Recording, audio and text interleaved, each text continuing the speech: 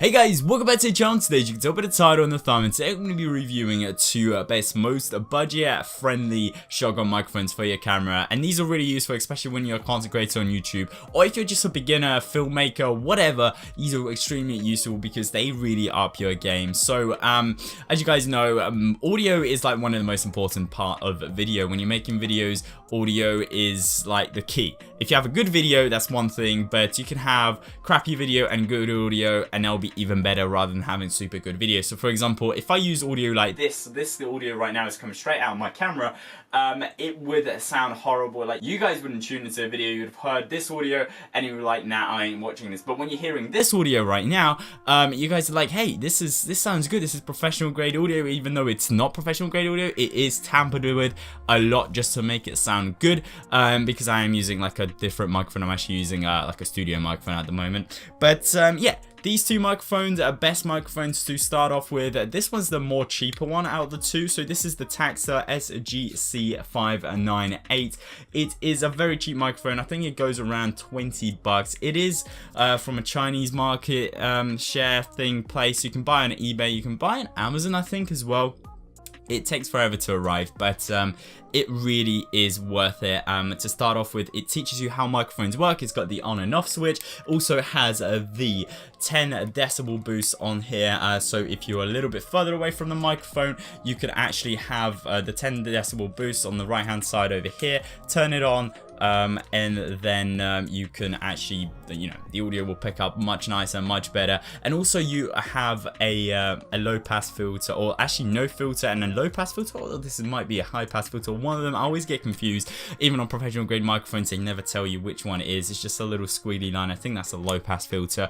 And then the second microphone we're going to be reviewing in today's video is the Rode Video Micro. I think this is my favorite microphone because it's small. It comes with like a little dead cat on it. This microphone doesn't actually allow you to amplify the audio through the microphone.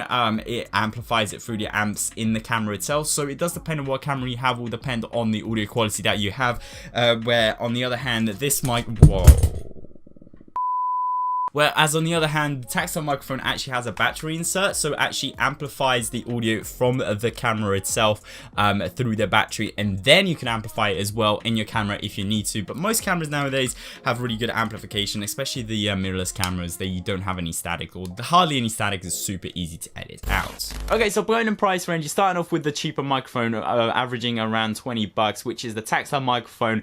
As you can hear, it doesn't sound that bad. I mean, obviously it's not going to sound as good as my studio microphone that I just used a second ago. Oh, and also it's not going to be as good as the studio microphone behind me that it's like plugged into my computer back there. But obviously it sounds better than the inbuilt camera audio because obviously number one thing is closer. It actually has audio drivers. It has multiple microphones which are higher quality, and also the battery inside of the microphone allow it to amplify even more. At the moment I've got the microphone set to 0 decibel boost, so it's not boosting at all, and it doesn't have the low pass filter on, so it might pick up the background noise from my computer. Also, this particular microphone, the Taxa microphone, only has a frontal pickup pattern, so it has this shotgun pickup pattern where if I go to the side, it sort of picks up less on my audio, and when I go back to the front, it picks it up better, and then when I go to the side, it sort of muffles it a little bit, and when I go to the very back of the microphone, when I go over here, it sort of sounds really muffled. But the reason behind that is because it only picks up from the front, so it's a great microphone for specific uses. For example, even if you're shooting a short film on the budget,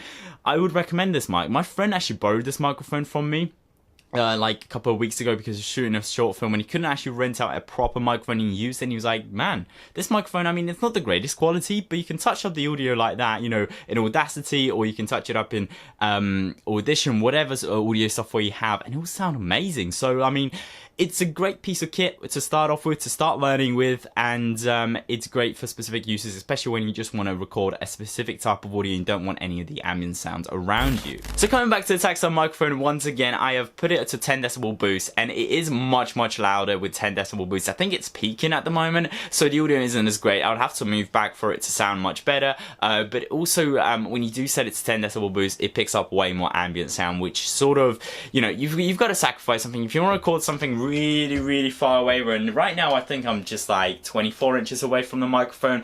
If you want to record something really far away, I mean, it's good to have this 10 decibel boost, but at the same time, what happens is that you really sacrifice a lot of the audio coming in from the side a little bit, you know, the ambience audio. What you really have to prioritize is having the microphone as close to the subject as possible for the best quality audio. And the last and final setting on the tactile microphone, which is the 0 decibel boost and the low pass filter. You can also use the low pass filter with the 10 decibel boost. I'm not going to do that in today's video because I don't want to over amplify your ears. I don't have enough space to lean backwards with the microphone and have this space between us just to test out the 10 decibel boost and the low pass filter. But as you can hear, it should have sort of eliminated any fan noise. For example, fan noise is coming from my laptop in front of me, or fan noise is coming from my PC behind me as well. Should have eliminated that. You might be able to pick it up because I'm directly pointing at me and my computer's directly behind me, so I'm not sure about that. But as you can hear, it should have changed the audio a little bit, possibly some ambient sounds possibly from my lights or something, or like cars coming past, like really low frequency as should be cut away with this setting.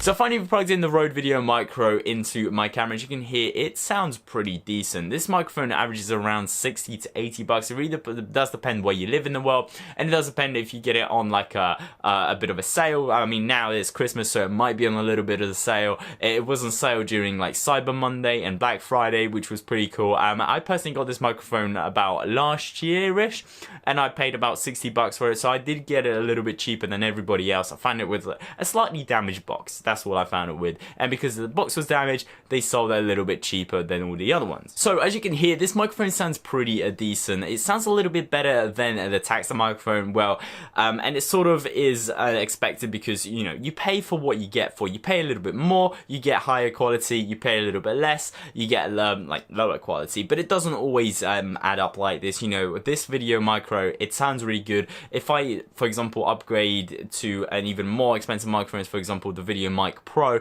it will sound similar, you know, and it's like triple the price or 4 times the price of this microphone itself. So it does depend what uses you're going to be using it for. It does have an all-around pickup pattern, so no matter where I go, it doesn't actually have a muffled sound. I'm moving all around. I'm sorry that I'm getting off the frame, but as you can see, I'm even trying to get behind the microphone, and it really sounds exactly the same, and it's great for vlogging when you have it on your camera. For example, I have it on my DSLR or my SLR camera, such as my Lumix Panasonic G7. I stick it on, I can flip it around, and you can still hear me nice and clearly. And the microphone also comes with a dead cat. Not a lot of microphones come with a dead cat. It's great because when it's windy, it doesn't like, you know, distort your sound. So for example, if I blow on the microphone,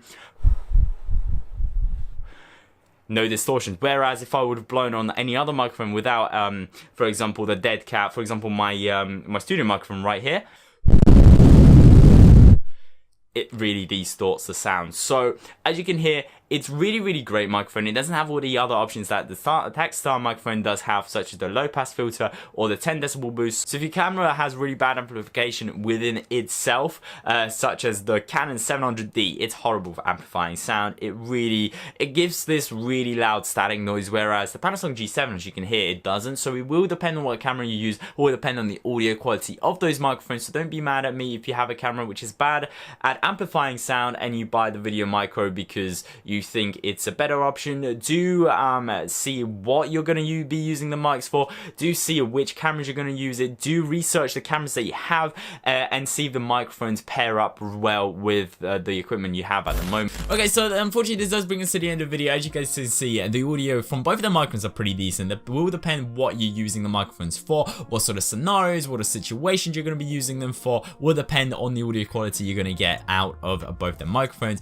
I would recommend the tactile microphone for more of direct sort of audio pickup patterns. So for example, if you are recording or trying to isolate all the other background noise around the area and you're just trying to focus on one subject, I recommend the tactile microphone. Whereas if you're just out and about and vlogging, or you just want to be able to flip it around, or you're doing some sort of an interview where people are talking from both sides and trying to get both the audios to sort of be equal and not muffled, then I would recommend the Rode Video Micro. But it is all up to you guys. Hope you guys enjoyed this video. If you did, please make sure to leave a like. If you really loved it, make sure to subscribe. Thank you so much for watching. Take care everybody, and bye bye.